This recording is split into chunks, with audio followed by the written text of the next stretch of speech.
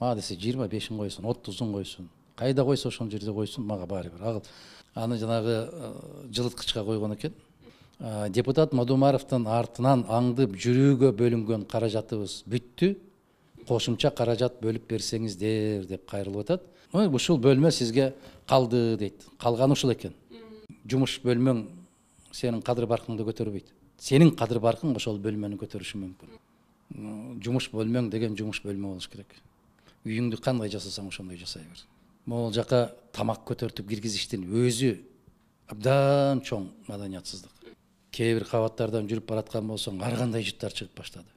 Могул нерселердин бүтүндөй баары ошол калган, ушул жерде эмне болгон болсо ошол. 5-жылы бул жерде вице-премьер олтурчу. Ошол жерге киргенде мына ошолар жаңы сатылып алынган. Бөлмөнү тазалаткандан көрө өзүн тазалаган жакшыраак да.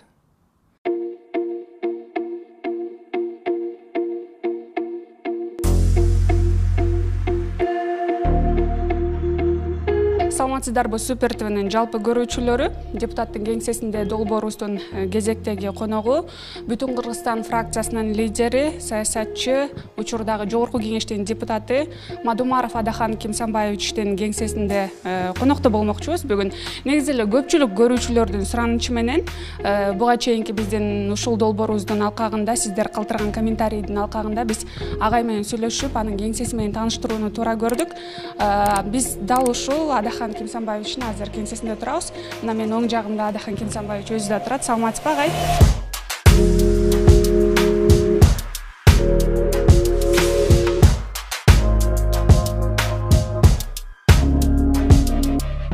Негизи эле агай, мен сөзүмдүн башынан эле чу дегенде эле сиз комитеттин жыйынында жана жучоктор боюнча, тыңшоо аппараттары боюнча агыңыздан жарылгандан кийин эл ичинде дагы бул аябай талкуу болуп кетти. Ошол боюнча баштагым келип атат. Сиздин бөлмөңүздө дагы негизи эле табыла элекпи андай аппараттар? Издебейм. Мага десе могул жерге коюп койсун, микрофон катарында коюп койсун, мага баары бир. Мага десе 25-ин койсун, 30-ун койсун. Кайда койсо ошол жерде койсун, мага баары бир. Агыл мени коопсуздандырбайт дагы, тынчтандырбайт да, мындай кандайдыр бир түк мен ага мындай маани бербейм, көңүл да бурбайм. Сиз дагы деле өзүңүздүн унаңыз болгонун кыялданасызбы? Биз ушундай мүмкүнчүлүк жараттык. Биздин сатуу түйүндөрдөн лотерея билетин сатып алып, чоң утушка ээ болуңуз. Биз сиздер үчүн BMW X5, Mercedes-Benz 211, Mercedes-Benz 221 унааларын ойнотобуз.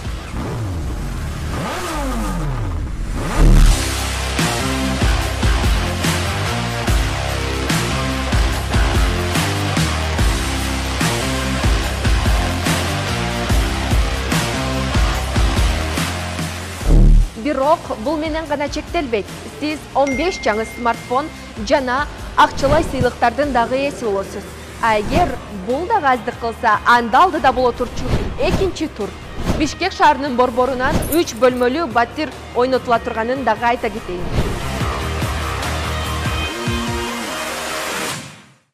Буга чейин жана ошол эле комитет жыйынында айткандай эле ошо ооз ачкан жериме чейин коюп кеттир. Анан буга чейин дагы бул чакырылышка чейин дагы мындай көрүнүштөр болсо керек, көп эле жолу.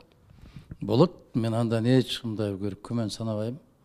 Биз жогорку кеңеште депутат болуп турганыбызда дагы мен ошол жумушчу бөлмөмдө чыккан, табылган.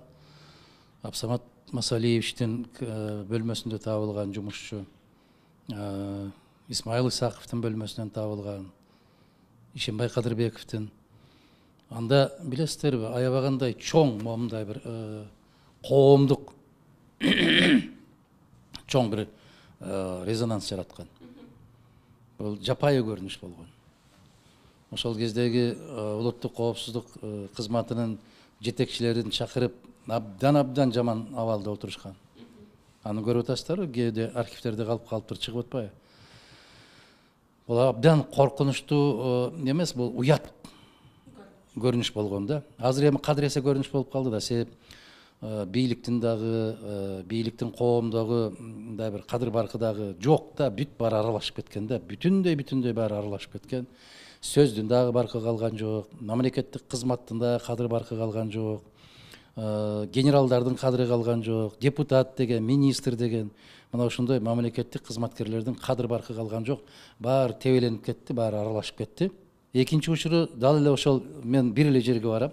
Ооз ачканда дагы эгерде кайсы бир сырттан коноктор келип калса дагы ошол жерге барып кичине бир куюм чай берип дегендей анан кымбат баалуу зыңгыраган ресторандарга барбайбыз биз. Ал жерден баасы эмес, тамагы да жакпайт. Мындайча айтканда биз улуттук кадимки биздин ата бабаларыбыз жеп ичкен каада салттуу тамактары менен, чайлары менен сырттан келген коноктор болсо дагы аларга ошолорду көрсөткүбүз келет. 15 000 сом сарптап 2 кишини коноктогондон көрө 5 000 сомго ошол жерде бир 7-8 кишини коноктоп болгондо дагы аябай аларга жагымдуу мындай бир шарттар түзүп, себеп биз кыргыз болгондон кийин өз жүзүбүздү, өз улуулугубузду, баалуулугубузду, маданиятыбызды көрсөткөнгө аракет кылышыбыз керек. Өткөн жыл эмес, мындан 1 жыл башта дагы ошол жерден чыккан. Эми ушунчалык сабатсыз, кесипкөйлүгү төмөн инсандар келип атпайбы? Министрликтерге деле, кандайдыр мамлекеттик кызматтарга деле ошондой кишилер келип атат. Ошолордун натыйжасы да сабаттуу иштегенди билишпейт. Аны жанагы жылыткычка койгон экен. Ноябрь айы болуп калды. Алар ойлогон эмес да ал жака жылуулук берет жакында деп. Анан скотчтор менен ороп койгон экен, чаптап койгон экен. Жылуулук бергенден кийин ал жылыткыч бергич батарейкалардан ал үзүлүп түшүп калды жерге. Бул маскара, бул уят. Ага мындай бир башка бербейт. Эми болсо алардан да сабаттуураак болуп муздаткычка коюптур да, кондиционерге. Бул жолкусунда. Булар ойлободу, жакында күн ысып кетсе, аны күйгүзгөндө эмне болот деп. Ушундай бир кемчонтойлук да. Ушундай бир окуялар болуп атат. Бирок аны менен башка кишилерди чочутушу мүмкүн.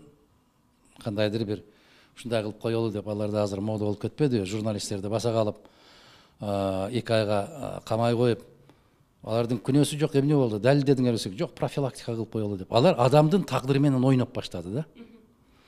Ошол жигиттердин үйүндө үй бүлөсү бар, ата-энеси бар, кичинекей жаш балдары бар деген түшүнүк, улуу адамдык, инсандык касиет буларда түк калган жок. Жапайычылык. Мына азыр бүгүн эле жарыяланыптыр. Жанагы эски президент Атамбаевдин дарыгерин кандай болуп кармаганы. Ал дарыгер. Дүйнөдөгү эң гумандуу кесип бул дарыгерлик. Мына ошол дарыгерин маскаларды кийип алып, кыргызга гана күчтүү да. Кыргызга гана момундай бир күчүн көрсөтө алат да. Чоң бир Кудай сактасын, эл аралык масштабтагы бир террористти кармап алгандай болуп, күпүлдөшүп, чуркап келишип, ушундай бир жаман жагдайга алып келип, анан колундагы рация менен баштарына чапкылап, тепкилеп, бул өтө жапайы. Эми ошол жапайычылыкка аралашкан деп аткан кишини бүгүн дагы бир белгилүү кызматка дайындаптыр. Мүмкүн ошондой өзүн көрсөтсө керек. Азыр ошондой өзүн көрсөткөндөрдү гана көтөрүп атпайбы? Анын билим деңгээли жетиштеби, тажрыйбасы жетишпеби, карабайт. Сен мага өтө берилген инсансың деген түшүнүк менен иш аракеттер жүрүп атат. Азыр эми биринен бири жарышып коюп атат. Ички иштер министрлиги дагы ушуга көп аракет жасашат. Коопсуздук кызматы дагы. Эми жаштар силердин эсиңерде жок, 2005-жылы биздин колубузга түшүп калганда бир генерал азыр да тирүү жүрөт. Экинчи генералга жетекчисине кат жазып атат да. Депутат Мадумаровдун артынан аңдып жүрүүгө бөлүнгөн каражатыбыз бүттү. Кошумча каражат бөлүп берсеңиздер деп кайрылып атат. Коопсуздук кызматынын жетекчиси баягы чарба бөлүмүнө жазып атат. Акча каражат бөлүнүп берилсин деп. Андан кийин дагы сабак алышпайт да. Эми жүрмөктөн жүрө берсин. Жана айтпадымбы сөзүмдүн башында. Мага десе артымдан бир ротасын коюп койсун. Мадумаров да кылдай кыш айтыша албайт. Агай, биздин ошо долбоорубуздун алкагында негизи эле бөлмөнүн ичи менен сиз айткандай иш бөлмөнүн ичи менен тааныштыруу бар. Сизде дагы бул жакта сувенирлер бар экен, китептер бар экен, ошолор жөнүндө айтып берсеңиз бизге. Андан кийин дагы маегибизди улантабыз. Бул жакта чүкө томпойлор бар экен. Бул сувенирби? Стакан алкычсынан консун деп, жакшы ниет, жакшы тилек менен биздин бир кесиптешибиз, биз чогуу бир партияда жүргөнбүз. Ошол кесиптешибиз жакшы ниет менен алып келип койгон экен. Ырым деп жакшы ниет менен койгон экен, коюп койдук ошол жерге. Башка эмне, башка китеп кайсы жакта карасаңар китеп. Столдун үстүн карасаңар жаланган мыйзамдар. Агай, ошондо бул сувенирди 7-чакырылышта депутат болуп келгениңизде белек кылды. Ооба, бир айдай болуп калды, бир айдан өтүп калды. Дагы бир кызыктуу суроо бар, анткени буга чейин ушу Бүтүн Кыргызстандын мүчөлөрүнө дагы иш бөлмө берилбей жатканын дагы жыйындарда айтып жүргөнсүз. Биз дагы угуп калганбыз. Анан бул иш бөлмөгө качан отурукташып, канча убакыттан кийин кирдиңиз?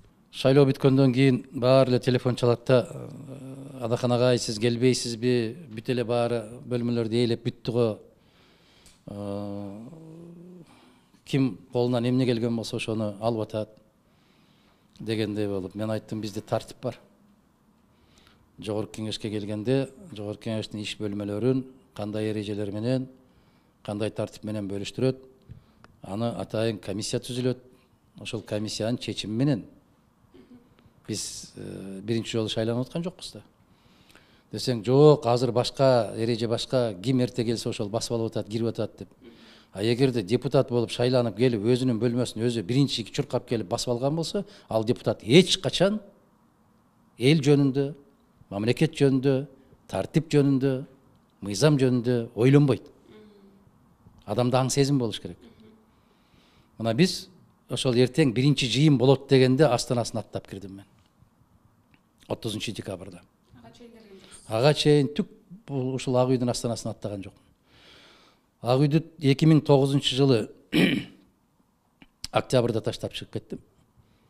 2022 жылы, 21 жылы 30 декабрда кайра кирдим. Демек, дээрлик 13 жылга жакын мен Ак үйдүн босогосунда аттаган жокмун. Мына ошол биринчи сессия өтөт деген күнү келдим.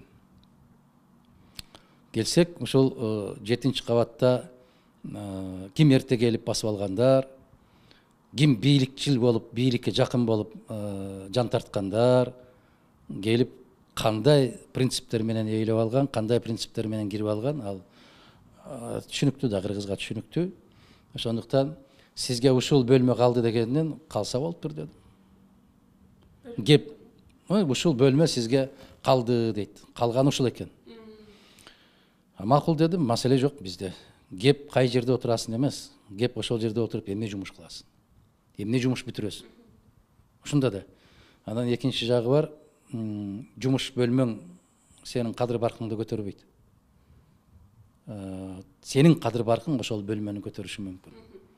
А бизде түшүнүк тескери болуп калганда, мен канчалык чоң бөлмөдө отурсам, баштакы өкмөт жетекчилери, премьер-министрлер, баштакы вице-премьерлер отурган, могул жерде мамлекеттик катчы отурчу аркы бөлмөдө. Андан ары карай президенттин администрациянын жетекчиси отурчу.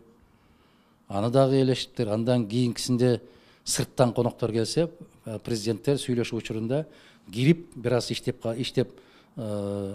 отуруп турайын дегенде биз өзүнчө жана ак кайыңдан жасалган ошол 83 жылдарында башталып бүткөн имараттар да булар, 86-85 жылдарында ошондо ак кайыңдан жасалган. Ошол бөлмө бар. Сырттан бөтөн өлкөнүн жетекчиси келгенде убактылуу бир 5-10 мүнөт кирип, бир кагаздарын карап алабы, колун чайкап чыгабы, же момундай бир ушундай жумуш столдорун коюп койгон, жумуш отургучтарын коюп койгон, ошол жерден отуруп өз мамлекети менен байланышабы, же министрлери менен кыскача кеңешме өткөрөбү. Ошол багытта келген коноктордун бөлмөсү болгон. Азыр да ошол жака депутаттар кирип алыптыр. Мен билбейм, мен акылым жетпейт, мен өлкөнүн өзүнүн жүзү болуш керек, өлкөнүн өзүнүн бир эн белгилери болуш керек. Өлкөнүн мындай бир сый урматка ээ болгон, тарыхта белгилүү болгон кандайдыр бир эреже каада салттары болуш керек. Улуттук каада салт болуш керек. Анын ичинде мамлекеттик каада салт болуш керек. Мамлекеттиктин ичинде ошол бийликтик каада салт болуш керек. Протокол дейт. Мына ушул нерселер бекем сакталган өлкө, өзүн өзү сыйлаган өлкө болуп эсептелет. А бизде ким эрте турса, ким эрте чуркап келсе, баягы мен министр болом деп министрликти кирип басып алгандай, мен прокурор болом деп прокуратураны басып алгандай, же мен президент болом деп ак үйдү басып алгандай, ушул маданият калыптанып баратат да тилекке каршы. Бул өтө туура эмес, жапайы, маданиятсыз көрүнүштөрдүн бири. Тилекке каршы ушундай. Агай дагы сурайын дегеним, сиздин иш тажрыйбаңызга таянып айтсаңыз, негизи эле буга чейин деле депутаттар арасында ушундай иш бөлмө талашып, ушундай учурлар болчу беле? Жок. Биз биринчи 1995-жылы келгенибизде ар бир депутатка жумуш ордун, жогорку кеңештин аппараты баардык тарабын эске алуу менен даярдап койчу. Бир депутаттан мага туура эмес болуп калды, мен момундай жерде отурбайм, мен бул жерде иштебейм деген нааразычылык болгон эмес. Андан кийин биз биринчи келгенде ушул ак үйдө отурганбыз, мыйзам чыгаруу жыйыны. Андан кийин жанакы жогорку кеңештин имаратына көчтүк. Көчкөндө да ушул 35 депутат элек, карасаңыздар, не деген залкар инсандар бар эле арабызда. Адилеттүү болсун дейт. 35 бөлмө, чүчү кулак болсун деди. Ар ким тагдырынан көрсүн деди. Бирок 2-3 аксакалга өзгөчө мамиле, эч кандай талаш тартыш жок. Азыркы жаштарга аны айтсаң, чалкасынан кетет да, жомок сыяктуу болуп калды. 2-3 сыйлуу деген кыргыз мамлекетине эмгеги сиңген азаматтарга өзүнчө бир бөлмөлөрдү коюп коюшчу.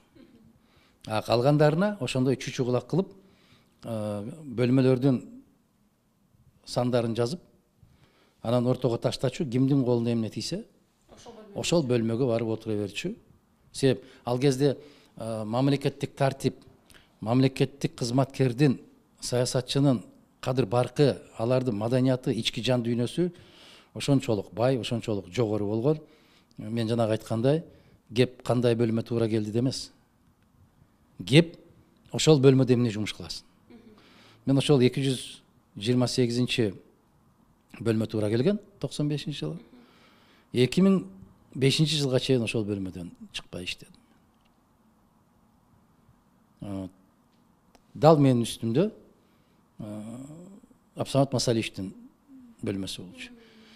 Абсамат Масалиевичке, Турдакын Усубалиевичке өзүнчө мамиле болчу. А кишилер мага муну бер, мага аны жаса дегенди дагы айтышчу эмес.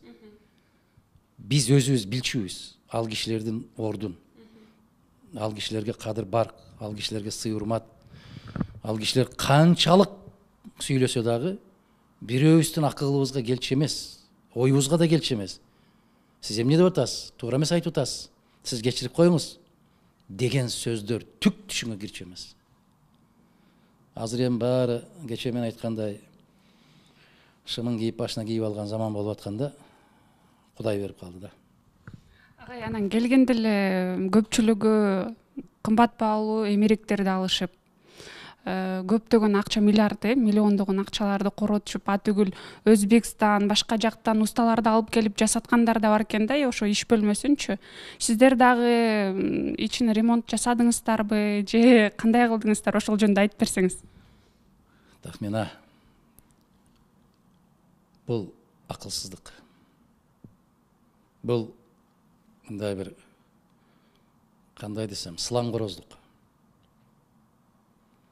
Жумуш бөлмөң деген жумуш бөлмө болуш керек. Үйүңдү кандай жасасаң ошондой жасай бер. Бул уят маселе. Могул жака тамак көтөртүп киргизиштин өзү абдан чоң маданиятсыздык. Мына мен ушуну мындай бир каттуу айтып да, тамаша кылып айтып да, Кудайга шүгүр азыр ушул тамак көтөрүп киргендер токтоду окшойт. кээ бир кабаттардан жүрүп бараткан болсоң ар кандай жыттар чыгып баштады. Бул уят. Андай болбойт, андай болуш мүмкүн эмес. Бул мамлекеттин жүрөгү. Бул жерде бир эреже болуу керек. Мен карасам тилекке каршы баягы бир чымчыктардын уяларындай кылып салышыптыр да. Каалагандай кылып оңдоп түзөп, а бул деген тарыхый имарат. Бул кылымдардан кылымдарга калчу имарат. Андайга уруксат бербеш керек. Болбойт андай кылып жасаган. Мага кымбат баалуу эмеректер эмес. Мен мына компьютеримди дагы, ноутбукту дагы өзүбүздүн партияныкы ушуну алып келип улап отурабыз. Биз ушул жумушчу бөлмөгө бирдеме тилеп, бирдеме сурап көргөн киши эмеспиз. Эмне бар ошого ыраазыбыз. Эмеректердин баардыгы ушул жердегилер. Ушул жерден бир да нерсе тийген жок, чыккан жок. Мына гербти дагы мен партияда кеңседе турган эсиңизде барбы? Ошол жерден алып келип, ошол жерге келип илип койдум. Мына нерселердин бүтүндөй баары ошол калган, ушул жерде эмне болгон болсо ошол. Мына килемди да көрүп атасызбы? Мына биз өзүбүз жууп тазалап, андан кийин кайра салып койдук. Ушул жерде турат. Нечен жылдан бери жатат билбейм. Мына отургучтар дагы дал ошондой. Мына гүлдөрдү дагы мен үйдөн алып келдим. Үйдөн алып келип, үйдөгү гүлдөрдү мындай кылып коюп койдук. Мына кандай десем, кийим илгич дейсиздерби, шамчырак дейсиздерби, эмне десеңиздер ошол, ушул жердики. Мүмкүн мына көрдүңүздөрбү, мына эки тарапта турган. Ошол борбордук комитеттин учурундагы ушул чырактар. Мына. А мына китептер. Бул китептер биздин ушул бүтүн Кыргызстандын кеңсесиндеги турган китептер. Сиз кирип жүргөнсүз, көрүп жүргөнсүз. Мына ошол китептерди алып келип ошол жерге койдук. Керектүү кээ бир учурда мына мага керек болуп калгандар тиги столдун үстүндө. Аны карап көрсөңүздөр бүтүн баягы кыргыздын каада салттары боюнча китептер, нукура биздин өзүбүздүн казына болгон насаат китептер ошолордун баары.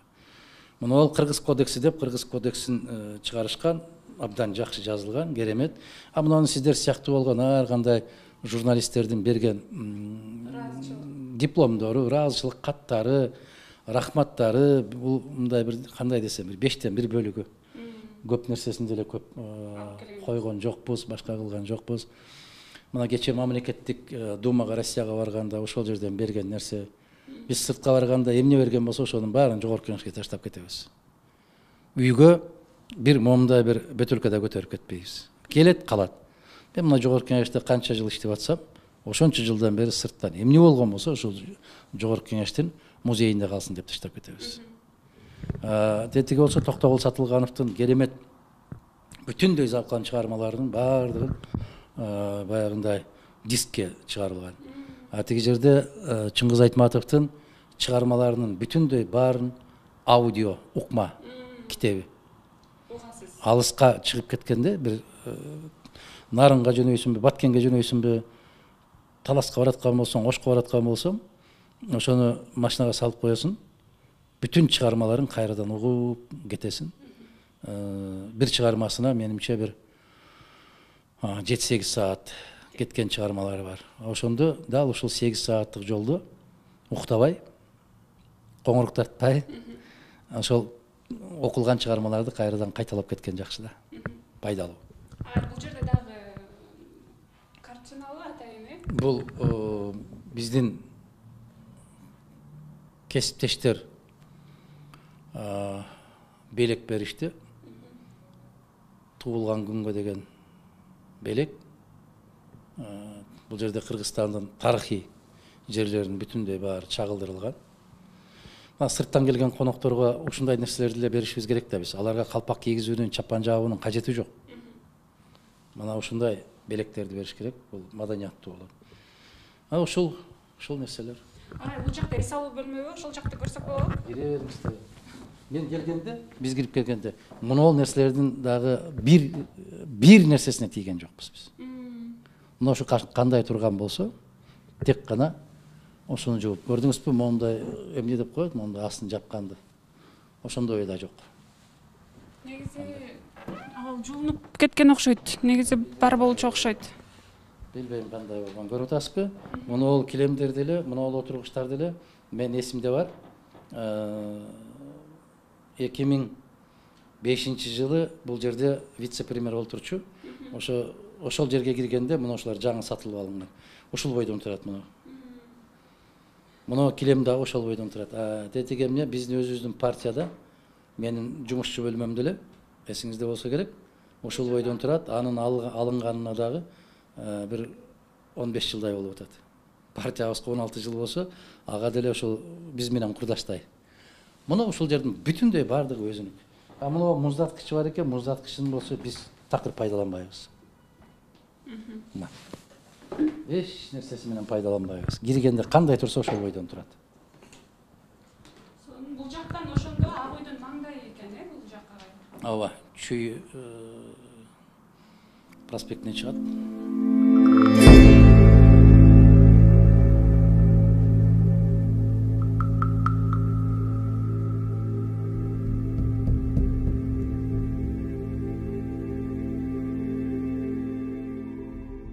Анан дагы саясатчылар арасында ырымдоо, анан кийин тазалатуу деген нерселер дагы абдан көп болот деп угуп калгам. Сиз ошондой ырым-жырымга ишенесизби? Бөлмөнү тазалаткандан көрө өзүн тазалаган жакшыраак да. Өзү тазаланып келиш керек, өзү таза болуш керек. Бөлмөнү 1000 тазаласаң деле өзүң таза болбосоң андан пайда жок. Мен андай ырым-жырымдарга ишенбейм. Дагы сурайын дегеним, негизи эле акыркы биздеги Кыргызстандагы саясий кырдаалга сиздин көз карашыңыз, баамыңыз кандай агай? Мен айтып атпаймынбы, биздин элге эмнегедир кубанышы дагы 2 күндүк, кайгысы да 2 күндүк. 2 күндөн кийин кубанычынан да, кайгысынан да изи калбайт. Кайрадан тапыраган бойдон кете беребиз. Эми кум-төрөттү деп кыйкырып аткандарга кезинде ошол негизи кум-төрдүн берилишине биздин залкар инсандарыбыз, ошол кездеги депутаттар биз 7-8 депутат бар элек, кийин 16га чейин саныбыз көбөйдү. Башынан каршы келгенбиз. Мына ошо каршы болгондордун башында ошол Турдакун Усубалиевич аксакалыбыз, Абсамат Масалиевич аксакалыбыз, ушул кишилер турчу. Себеп ошол кишилерди өлкөдөгү жалпы экономикалык жагдайды, анын ичинде тоо-кен өнөр жайын экөө сыяктуу билген инсан жок кесе. Бирок бүгүнкү күндө эле көпчүлүк кече комитетти мен эсиме салып атасыз. Мен айтып атпайм, алып өтө бербейсиңер. Силер көпчүлүксүңөр го. Мага ыркырап асылышыңардын кажети жок. Же кошумча упай топтошуңардын кереги жок. Же кожоюм мени көрүп атасыңбы, мен сага керек бекенмин дештин кажети жок. Жашсыңар. Добушка койгула. Мадумаров жалгыз калат, мүмкүн Мадумаровго 1-2 киши кошулат. Калганыңар өткөрүп кете бересиңер да. Неге мага кыйкырасыңар деген сөздү айтып атпаймынбы? Ошондо деле жогорку кеңештин көпчүлүктөрү куп деп колун көкүрөккө алып ийилип турган инсандар болгон. Китеп эмес, гезитти окубаган жаштар чыгып алып айтат да: "Мадумаров, сен каякта элең? Сен эмне кылдың эле? Кечээ эмне айтпадың?"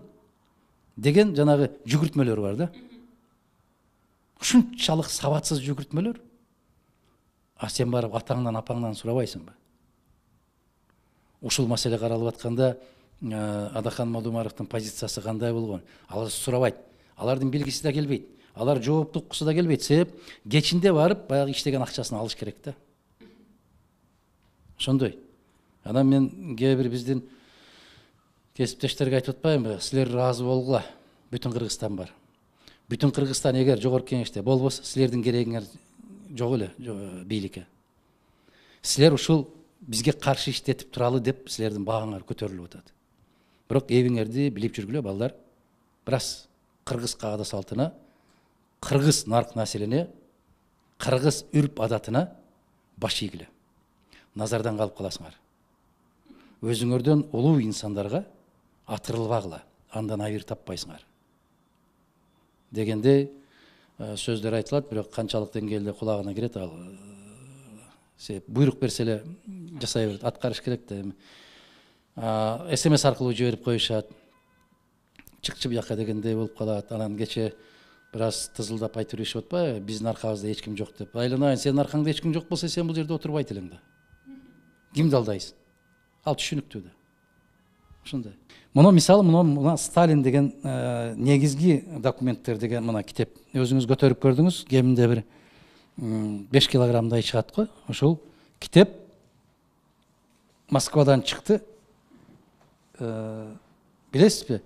Улуу эл да. Улуу эл. Мына ушул улуу эл мына жазып атат. Транснефть деген компания ушул китепти чыгарганга аябай жардам бериптир. А муну чыгарган Комсомольская правда деген гезит. Ошолордун демилгеси менен чыкты бул. Комсомольская правда эки мен билген нерсени демилгелешти. Бул баягы Ленинграддагы блокадада калгандагы балдардын күндөлүктөрүн чыгарышты. Анын бир барагында окуй албайсың. Себеп жарымына жеткенде көзүң токтобой ыйлайсың. Ошол 11 жашар, 7 жашар, 8 жашар балдар кыздар эмне деп жазганын окуп атып, мен ыргытам. Аны окуш мүмкүн эмес. Мына ушул Сталинди нелер гана деп каралашкан. Эмнелер гана дешкен эмес. Айланайын жерден алып жерге киргизип нелерди гана жазбады. Муну кимдин баласы деп жазышкан, Пржевальскийдин баласы деп, андай деп, мындай деп. Мына бүтүндөй бардык фактылары менен, энеси бул, атасы бул, момундай кагаздары менен бул кагаздар биринчи жолу жарыяланып атат, бирок бүтүндөй бүт бары оригиналдар, түп нускалары. Эч мындай бир копия деген жери жок. Оригинал.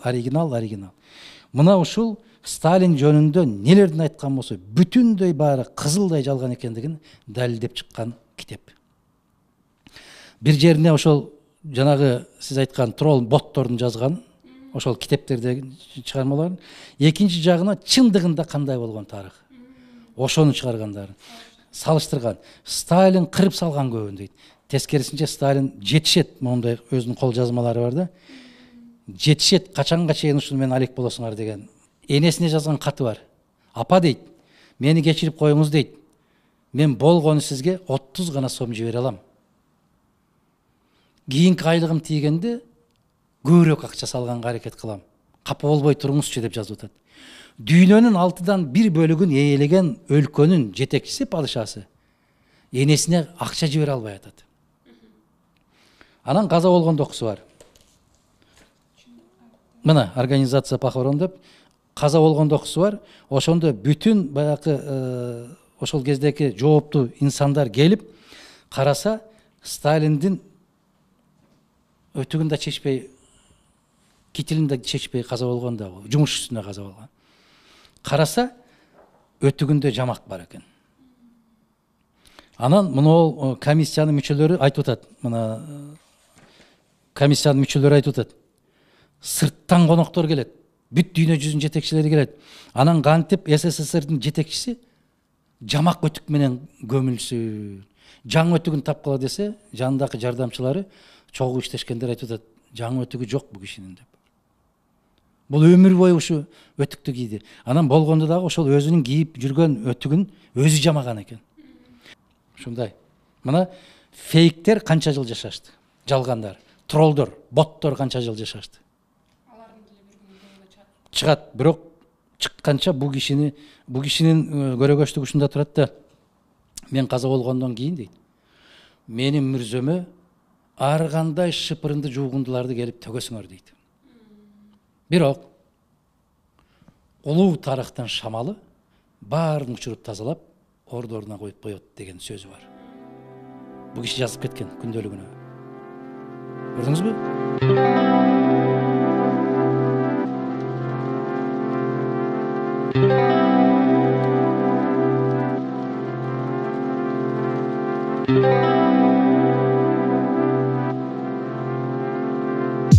Мисалы китептерди сурап атпайсызбы? Мына китептердин арасынан биздин эле арабызда жүрүп бүгүн жок болуп калган, мисалы Дооронбек Садырбаевдин 4 томдугу. Ошондо очерктери да кеткен, башкалары да кеткен. Кээде ушул киши трибунага чыгып алып, жазып алып сүйлөчү да бул киши. Ошо Жогорку Кеңештин депутаттарына кайрылат эле да. Бирок ал кезде Жогорку Кеңештин депутаттары түшүнүп туруп деле бүгүнкүдөй добуш беришет эле да. Тилекке каршы ошондой. Анан Токтогул Сатылгановду караңыз. Ушу киши кырдаса дагы сенин ырың жакпайт, сен эл бузарсың, сен бузукусуң деп урду соктуга алышып, жемелеп жок кылган ушу биздин эле элди. Же башка эл келип жазаладыбы аны? Жок, ошол биздин эле эл. Могул жерде көпчүлүк эле азыр студенттер менен көп жолугушам, мен жаштар менен көп жолугушам. Сурайсың да, кайсы жазуучуларды окудуңар десе эле бүт баары эле Айтматов деп эле коет. Себеби башкаларын билбейт да, тааныбайт. Айтматовдун кайсы чыгармасын окудуң десе, анан жер карап турат. Тек гана кишинин атын билет. Бизде азыр ар бир замандын өзүнүн бир керемет инсандары чыгат баары бир. Айтматов болуп, улуу болуп көкөлөп кетти. Эмне үчүн? Себеп ошол доордогу кыргыздар, адамдар китептерди тынбай окучу. Керемет бир чыгарма болуптур деп бири-бири менен бөлүшчү. Алар эле эмес, бизде жаш жазуучулар эмнелерди чыгарды экен деп Ала Тоо деген журналда, мен эски бөлмөмдөгү, жумуш бөлмөмдөгүнү көрдүңүзбү? Менде Ала Тоо журналынын 70-80 жылдардагы топтомдору тизилип турчу. Азыр да бир жерде болсо керек. Мына ушул жерде 50 жаштагылардагы мына 79 жылкы Ала Тоо журналы. Мына 82 жылкы Ала Тоо журналы. Ошондон бери чогултулган бага, э? Чогултулган. Мен кай жерден жакшы журналдарды көрсөм ошолорду жыйнайм. Бирөөлөр акча жыйнайт экен. Бирөөлөр машина жыйнайт экен. Бирөөлөр батир жыйнайт экен. Бирөөлөр банкка акча жыйнайт экен. Мен бул дүйнөдө, бул өмүрдө топтоп атканым, жыйнап атканым эле ошол китеп.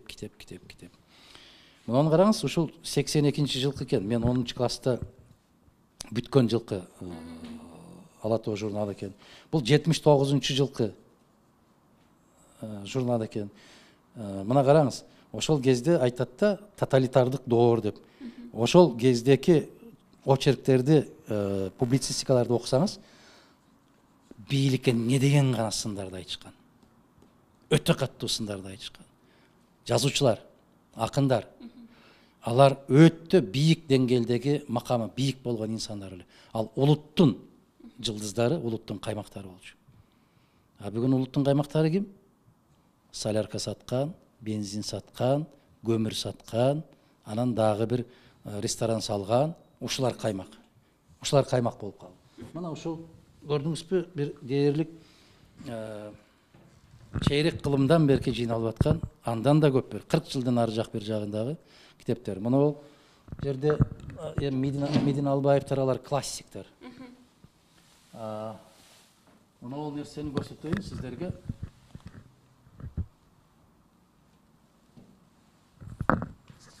Мына бул Бекен Назаралиев деген биздин замандашыбыз бар. Мына Кун деген романы. Мына бул Баткен Туткуну деген романы. Мына бул эң кайгылуу окуялардын бири болуп, жанагы Баткенге каракчылар кирип келбеди беле?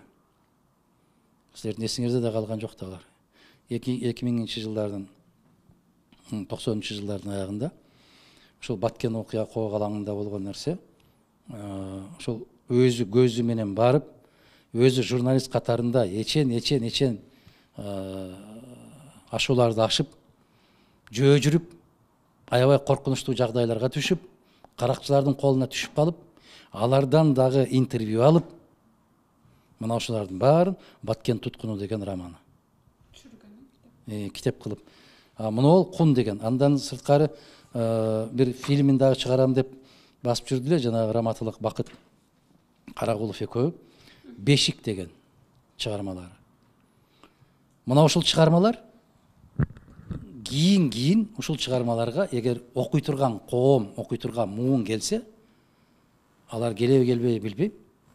Мына ушул китептердеги жазылган ойдордун, пикирлердин канчалык деңгээлде тереңдигин түшүнөт. Биз кандай жолду басып өткөнбүз, эмне үчүн ушул күнгө келип калдык да. Бирок азыр Бекен Назаралиевди билбейт да жаштар, тааныбайт да. А биздин замандашыбыз биздин арабызда жүрөт. Мыкты сүрөтчү. Маданиятка эмгек сиңирген ишмер. Керемет инсан. А бирок жок, тек гана арабызда жүрөт. Аны эч ким байкабайт, баамдабайт. Момундай китептерин окумак турсун, ошо киши менен бир сүйлөшүп көрбөйт да. Биздин долбоорубуздун аягында сизге эркин микрофон берели. Асан Керимбаев, Рыспай Абдыкадыров, Түгөлбай Казаков, Токон Ишбаевтар, атайлар, мыскалдар, Самара Токтакуновалар, Эстебес Турсуналиев, Тууганбай Абдиевтер залкар болду. Себеп алардын залкарлыгын баалаган калк бар үчүн. Ошолорду сагынып күтүп, ошолорго сый-урмат көрсөткөндүк үчүн. Сүймөнкул Чокморов, Татөбө Турсунбаева, Төлөм Шакеев, Болот Шамшиевтер гений болушту. Ошол генийлигин байкаган коом бар үчүн. Коом ойгон боюнча бийлик эч качан өзгөрбөйт. Ошондуктан кайрыла турган бир эле сөзүм, нечен жылдардан бери кайра кайталып келатам. Элибизде тынчтык болсун, бирок ошол элибиз дагы кайдыгер болбосо. Бөтөн элден кем эмес, бөтөн элге тең болгон эл болсо. Биринчи кезекте ошол ыркырашкан, чыркырашкан пейилибизди токтотушубуз керек. Өз арабыздан душман издегенди токтотушубуз керек. Чындыкты айтып койгон инсандарды душман катары көрбөш керек бийлик. Ушул кезге чейинки бүтүн бардык бийликтердин кайгысы чындыкты айтып келген кишилерди басмырлап, жектеп олтуруп, өздөрү жардан учуп жок болушту. Эмне үчүн кезинде айтса укпайсың? Эмне үчүн артынан айттың деп тилиңди тиштейсиң? Окубайсыңбы, үйрөнбөйсүңбү, өткөндөн сабак албайсыңбы? Коомго айтарым. Кимди шайлап, кимге добуш берип атасың, байкачы, карачы. Өзүңдүн колуң менен тандап алып, эртеси күнү саныңды чапкылаганды коюш керек. Жоопкерчилик эки тараптуу болуш керек. Эрди эр кылган эл болот. Анан ошол эр көтөрүлүп чыккандан кийин элди эл кылат. Таразан эки таш сыяктуу. Чоң рахмат агай сизге. Убактыңызды бөлүп, биздин суроолорубуздун баардыгына кенен жооп бергениңиз үчүн ыраазычылык билдиребиз. Иштериңизге ийгиликтерди каалайбыз. Мындан кийинки биздин долбоорубуздун алкагында кимди көргүңүздөр келет, комментарийде жазып коюңуздар. А биз болсо сиздер менен коштошобуз.